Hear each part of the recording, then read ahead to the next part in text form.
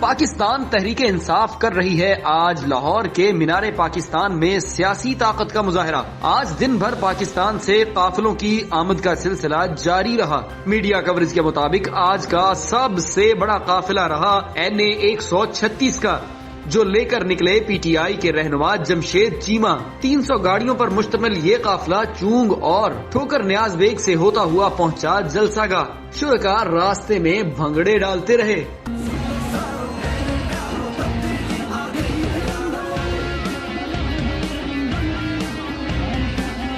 جمشید چیمہ کا کہنا تھا کہ پاکستان تحریک انصاف آج ایک نئے پاکستان کی بنیاد رکھ رہی ہے، جو امیر اور غریب دونوں کا ایک ہی پاکستان ہوگا۔ حسن گل، نیوز ان لاہور۔